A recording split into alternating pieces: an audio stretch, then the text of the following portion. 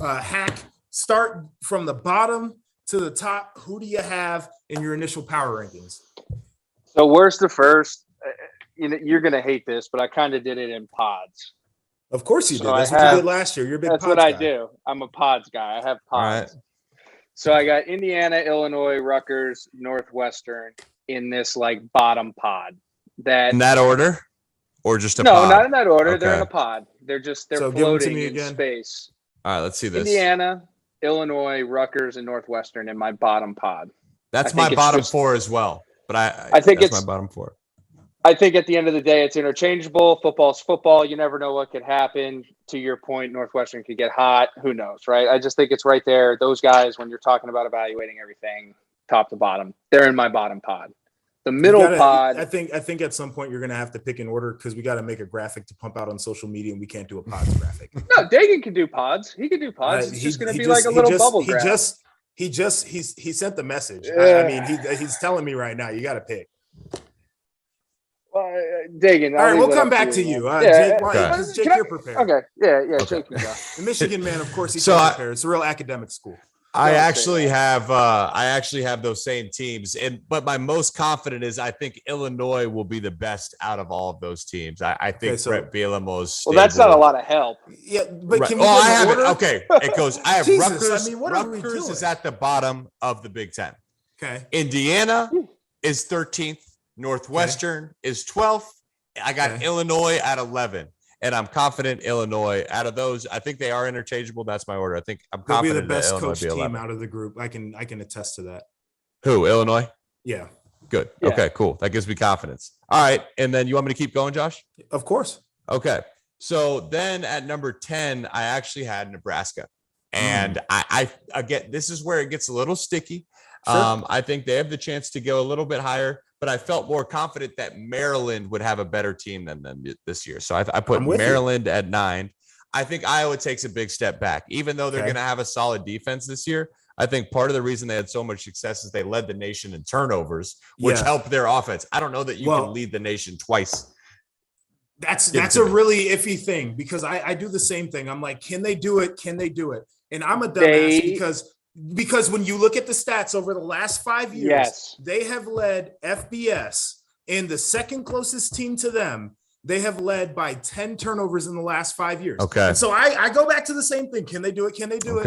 And somehow they do. But listen, your logic is not necessarily totally off. I don't disagree with the pick, but I'm just throwing it out there. They might be able to turn people over again. So I saw a stat last year. I was prepping for a game, and I saw a stat last year that Iowa's defense had done something that no other team had done since the 2001 Miami Hurricanes. So the fact that we're associating the Hawkeye defense with the 0-1 Hurricanes is just mind-blowing to begin with. But okay, so I had Iowa at 8. Then I went Purdue at 7. And I feel the middle of this is so interchangeable. I think Purdue could go much higher, but I have them at 7. I went Penn State at 6. Okay. I went Minnesota at 5. I think Minnesota can win the West, but I did have Wisconsin just from a historical standpoint. Wisconsin at 4. And then so you have Wisconsin over Penn State? Ooh. I have Wisconsin over Penn State just because he's a Michigan guy. All right. Now my bias is showing. I'm kidding. But I only say that because I think Penn State's playing in the East, so I had to rank like at some point I have to have a West team, in there. So do you? I do because you're playing within your side of the conference. It's going to affect your record at the end of the season. So, and the offensive line at Penn State scares me, man. It just scares out of me too.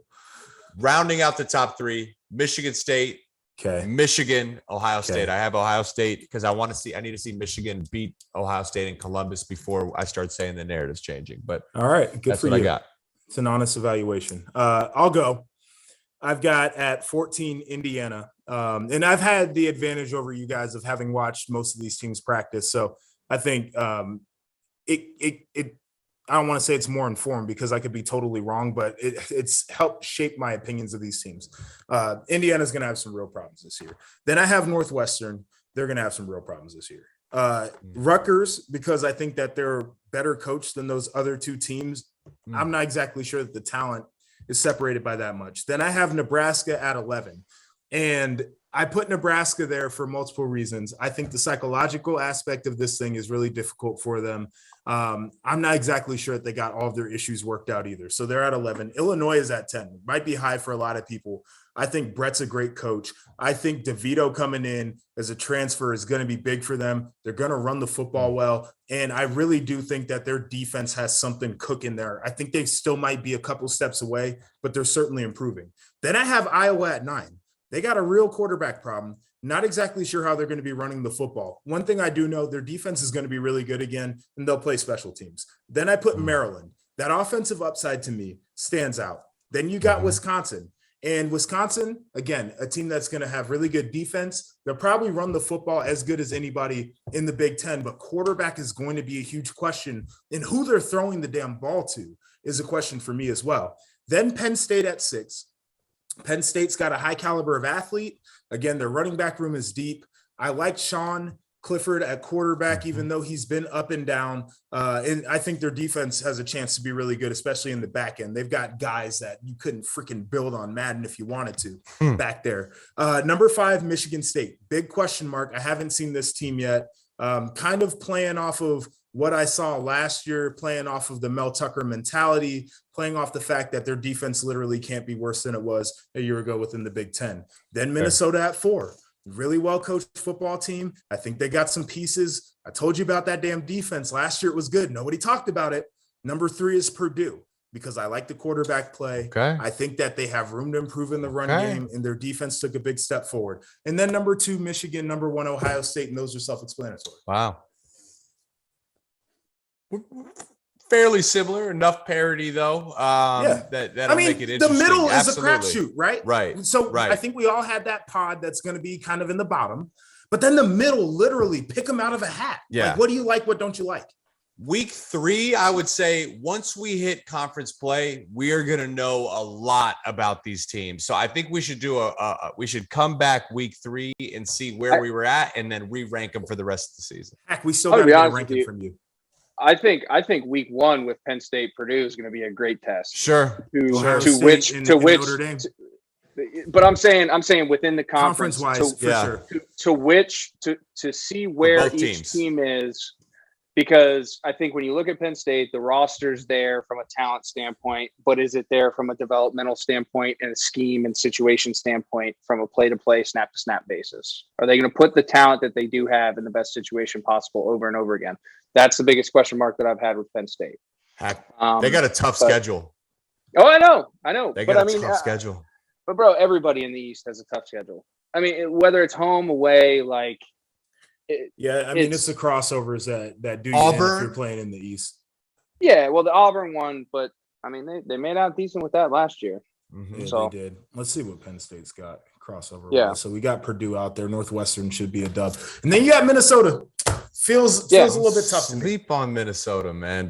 I'm not sleeping on Minnesota. I'm not. Yeah. All right. No, not you guys, but us, the listeners. Don't sleep on Minnesota. Can you give us a ranking so we can get out of here? Yeah. No, I'm sticking with my pods, man. David's All right, just going to have to stick with you guys. All right, I will say, just not to spoil it, I had Ohio State and Michigan as 1 and 2. So we're Okay. there. All right. This is You like know, the one thing we all yeah. know. You had them at 1 and 2. Yeah, Congratulations. I'm a wizard with that one, but All right. I think there's a pick in there. We'll see what happens.